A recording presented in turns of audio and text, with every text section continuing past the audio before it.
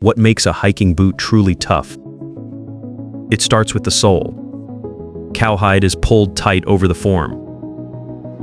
Then heat helps lock the shape. The result is a protective boot. Impact resistant, puncture resistant, and slip resistant. The sole begins with EV, a light and flexible material.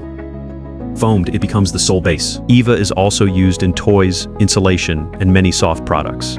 First, plastic pellets enter the hopper. Once the heat is right, the machine can shape the sole. Even slippers can come from a mold like this. But a hiking boot needs stronger support. So workers add a reinforced insert underneath. This part is harder to make than it looks. 2 rubber pieces are prepared first. They must stay joined. If not, rubber can squeeze out the sides. Then the piece goes into the press. The air pressure here is strong enough to shape dense rubber. In just 5 seconds, the smooth rubber piece becomes a patterned insert. At this stage, only a small section can be used. The usable pieces are arranged and joined to the rear sections. Then they are pressed again. Now the first anti-slip pad is complete.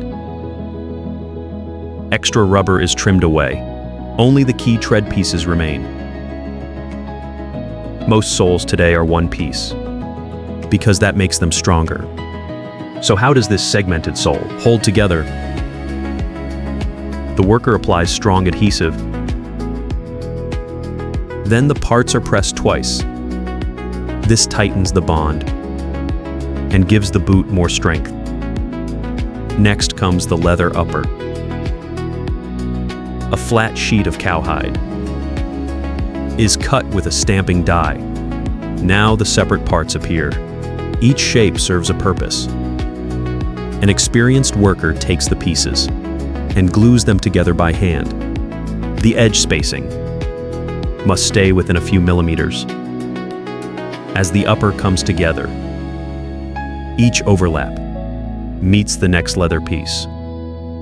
While shaping the upper, a soft sponge layer is added. One hand feeds it forward, the other keeps it steady. A few clean passes create the seam. Hidden inside the boot is the reinforced heel counter. It stabilizes the heel and reduces fatigue on long walks. But leather boots can still trap heat. So the worker adds another layer, a breathable lining inside. This helps the boot feel less stuffy. Next come the eyelets. One hand positions the leather. The other punches each hole. There are no digital guides here. Only steady hands and a trained eye. Even so, the eyelets line up almost perfectly. After the last rivet is set, the tongue is installed. It is placed in the center,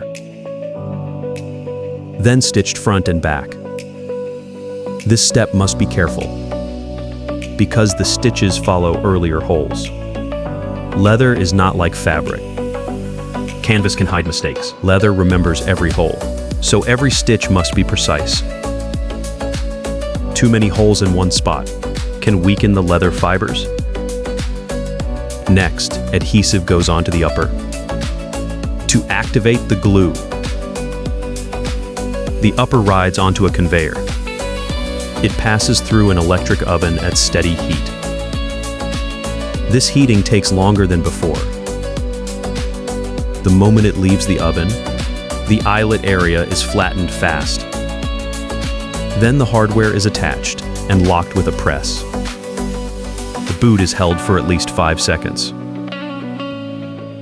That lets the adhesive bond firmly. The leather may still look uneven, and it is not ready yet. So, surface finishing comes next. Each polished boot returns to the conveyor. Another group of workers handles the final finishing. This time, they use a different strong adhesive. This glue is white. It feels smooth and is not sticky yet. Its strength appears under high heat. Temperature matters most here, in other words, heat. With that heat, the sole and upper can bond together. First, the worker aligns both parts. Both hands press the leather inward. If wrinkles appear, an awl lifts and adjusts them. Then comes the main press. Once the toe is pushed down, the side molds close in. Air bubbles and gaps are squeezed out by the pressure. Finally, the temporary support is removed. Glue is added inside the sole. The prepared insole can now be inserted. One unusual feature is the side zipper. You rarely see a zipper. On a classic leather boot, most boots use laces for a cleaner, more traditional look.